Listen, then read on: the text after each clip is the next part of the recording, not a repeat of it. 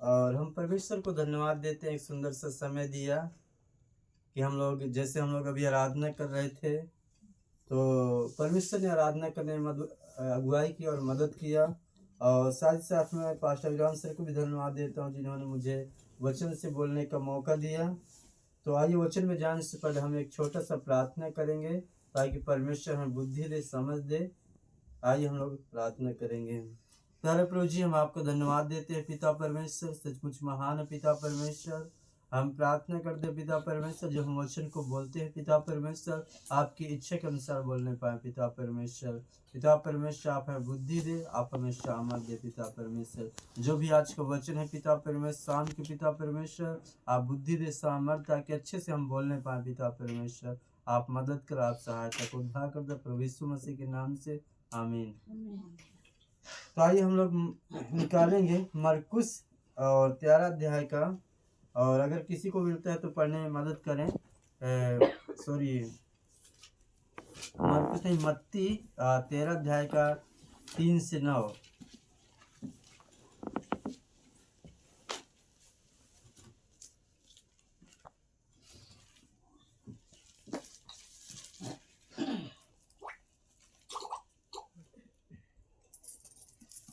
उसने यह कहते हुए उनसे दृष्टांतों में बहुत सी बातें कही।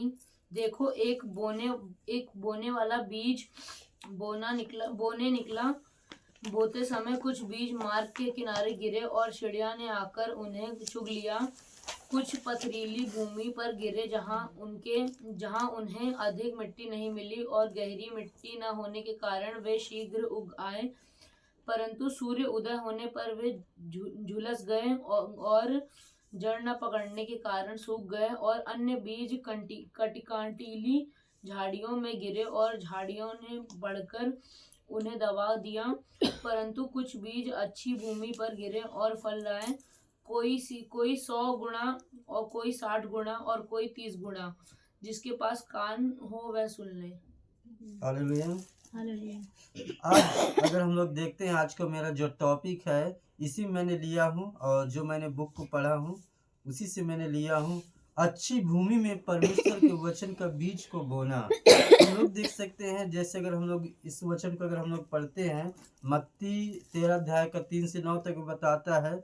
यहाँ पर जब यीशु मसीह अपने शिष्यों को बीज बोने वाले का दृष्टांत सुनाया तो उसके पीछे आए और वे उस दृष्टांत के पूरे अर्थ को जानना चाहते थे।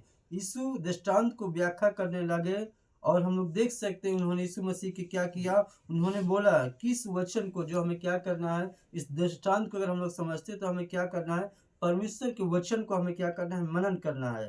क्योंकि परमेश्वर का वचन में सामर्थ है, जीवन है। वो हमें क्या करता है, जब हम परमेश्वर के वचन को हम लोग पढ़ते हैं तो क्या होता है, परमेश्वर हमें क्या है, बदल सकता है, हमें हर एक सिचुएशन से बदल सकता है। अब इस संसार में देखते हैं, हर एक के पास अशांति का जीवन जी रहे, किसी के पास शांति नहीं है, हर एक के पास अशांति है। लेकिन जब हम प्रभु के पास आते हैं, प्रभु ने हमें क्या किया है, एक योजना बना के रखा हुआ है। हर एक के पास एक योजना है, लेकिन हमें क्या करना है। जब हम यहाँ पर बताते हैं, आज के जैसे टॉपिक में बताया, अच्छी भूमि परमेश्वर का वचन का बीज को बोना है। बीज हम कैसे बो सकते हैं, और हम देख सकते हैं जब हम परमेश्वर का वचन को मनन करते हैं, मेडिटेट करते हैं, या सवेरे शाम, या जब हम बाइबल को पढ़ते हैं, तब परमेश्वर का बीज को हम क्या करते हैं, उत्पन्न कर सकते हैं।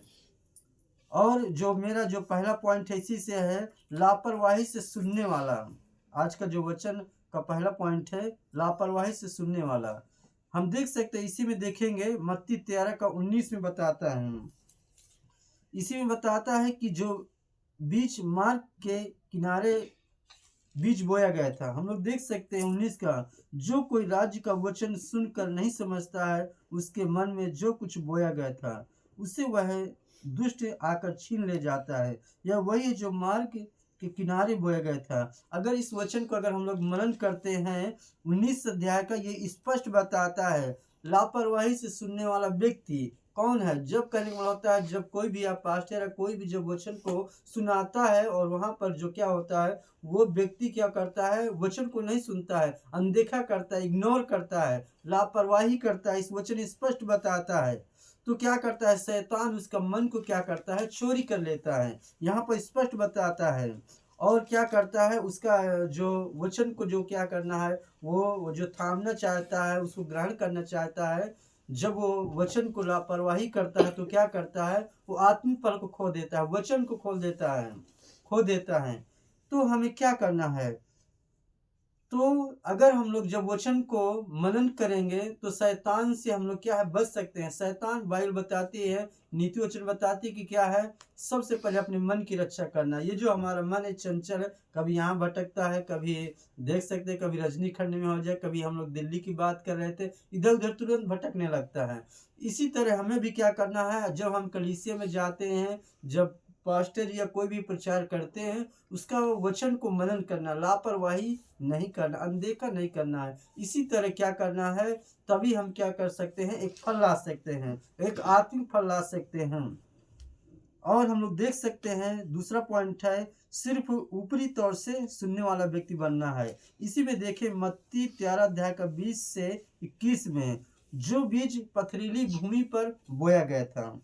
इसी में देख सकते हैं 20 के 21 में बताता है, जो पथरीली भूमि पर बोया गया, यह वह है जो वचन सुनकर तुरंत आनंद के साथ मान लेता है, और अपने में जड़ न रखने के कारण वह थोड़ा ही दिन का है, और जब वचन के कारण क्लेश या उपद्रव होता है तो तुरंत ठोकर खाता है। ये स्पष्ट बताता है, हम देख सकते हैं, एक जो पथरीली भूमि पर होता है, आप पथरीली भूमि पर कभी भी अगर कोई भी अगर बीज बोएंगे तो कभी भी वो क्या होगा, फल को नहीं ला सकता है। आप कोई भी बीज, गेहूं का, चना का, मैसूर का, अरहर का, कोई भी आप बीज डालिए पथरीली में, कभी भी वो क्या कर सकता है, कभी बीज को उत्पन्न नहीं कर सकता, कभी भी वो फल को नहीं ला सकता है। इसी तरह यहाँ पर स्पष्ट बताता है, कहने का होता है, जब हम क्या होता है, बीज को या मिट्टी में गहराई से अगर हम लोग उसको डालेंगे, उसमें सिंचाई करेंगे, तभी क्या होता है, बीज एक अच्छा पौधा ला सकता है, एक अच्छा फल ला सकता है। तो यहाँ पर देख सकते हैं 13 का 20 और 21 में स्पष्ट बताता है, जो अपने में जड़ न रखने के कारण वह थोड़े ही दिन का है, और जब वचन के कारण क्लेश या उपद्रव होता है तुरंत ठोकर खाता है। हम देख सकते हैं, अगर इसको हम बाइबल के अनुसार समझें, इसका मतलब क्या होता है, सिर्फ ऊपरी तौर से सुनने वाला व्यक्ति। कहने का मतलब होता है, हमें जो वचन होता है, हमें बाहरी रूप से हमें नहीं सुनना है, हमें परमेश्वर का वचन में फोकस करना है। हमें फोकस ऑन बाइबल, हमें क्या करना है, बाइबल पर फोकस करना है, ध्यान करना है, मेडिटेट करना है, वचन पर फोकस करना है। हमें बाहरी चीज में फोकस नहीं करना है। अगर हम बाहरी चीज में अगर फोकस करेंगे तो क्या हो जाएगा, हम कभी भी क्या होगा, एक जैसे होता नहीं है, जब अच्छी भूमि पर तभी हम फल ला सकते हैं, जब उसमें मेहनत करेंगे, कल्टीवेटर चलाएंगे, अच्छा उसको सफाई करेंगे, तभी वो अच्छा बीज फल ला सकता है। पथरीली में का मतलब होता है, आज के जैसे वो होता है, जब वचन को नहीं पढ़ते हैं, मन नहीं करते हैं, पास्टर जी जो बोल दिया उसी का सुन के और प्रचार करना, तो क्या होता है, इसमें कभी भी हमारा जीवन में ग्रोथ नहीं होता है।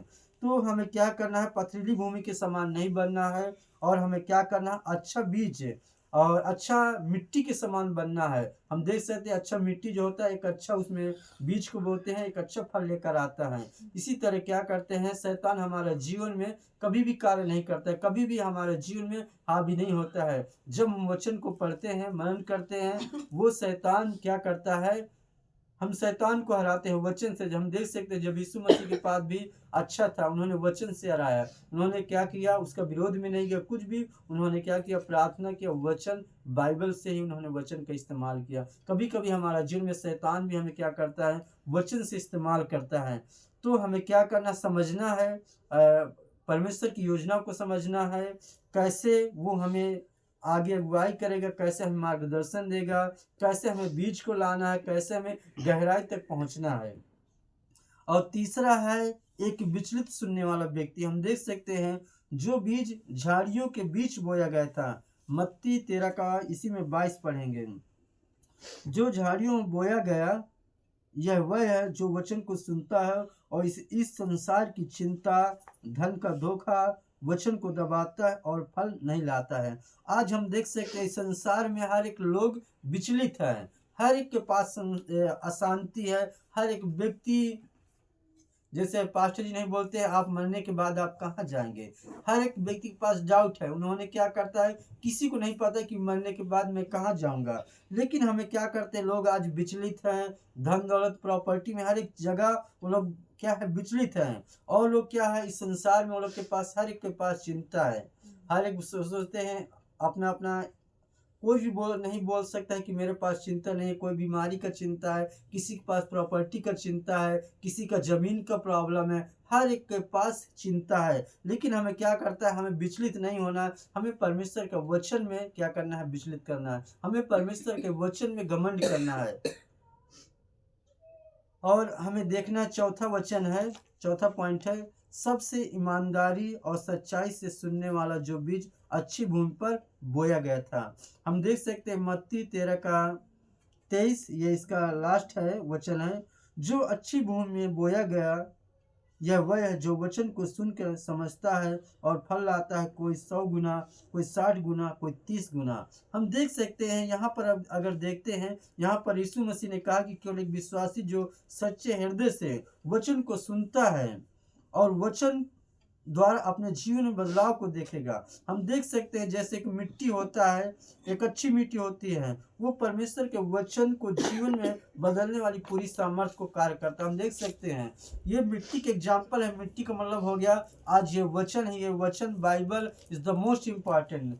अगर ये बाइबल हम जब पढ़ते हैं तभी हम एक अच्छा फल ला सकते हैं। हमारा चाल चलन, हमारा स्वभाव, हमारा बिहेवियर, हमारा कैरेक्टर हर एक चीज़ को बदल सकता है। इसी तरह हमारे जैसे हम लोग खाना खाते हैं तो क्या करते हैं, जब हम खाना खा लें तो हमारा शरीर संतुष्ट हो जाता है। इसी तरह जब हम बाइबल को पढ़ते हैं तो क्या होता है, एक अच्छा बीज को ला सकते हैं, एक अच्छा फल को ला सकते हैं। जैसे देख सकते हैं एक जो डाली होती है, अगर वो पेड़ में बनी हुई है तो क्या है, एक अच्छा फल ला सकती है। अगर पेड़ में नहीं बनी, उसको काट दिया जाएगा, या तो वो जैसे अभी ठंडी का सीजन है, या तो आग में जलाने के लिए आ गया खाना बनाने में, लेकिन वो बेकार है, वो कभी भी फल नहीं ला सकती। इसी तरह हमें भी क्या करना है, प्रभु पर बने रहना है। जैसे आज का मेरा जो मैंने 4 पॉइंट को लिया था, पहला था लापरवाही से सुनने वाला व्यक्ति हमें नहीं बनना है, और दूसरा है सिर्फ ऊपरी तौर से सुनने वाला व्यक्ति नहीं बनना है।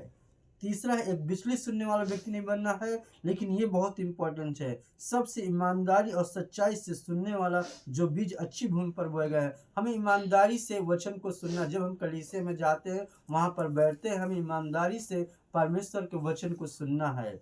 जब हम परमेश्वर के वचन को सुनते हैं तो हमारा जीवन में एक बदलाव आता है। God has plan for you, आपके पास एक योजना बना के रखा हुआ है। और जब हम ये पढ़ते हैं और वहाँ पर जाते हैं, कलीसिया में जाते हैं, प्रार्थना करते हैं, संगत करते हैं, एक दूसरे से करते हैं, हाल चाल लेते हैं, इसी तरह हमारा जीवन में एक बदलाव आता है और आगे चल के हम एक अच्छा फल लेकर आ जाएंगे। और इस वचन के द्वारा हम सभी को आशीष मिले। आप सभी को जय मसीह की।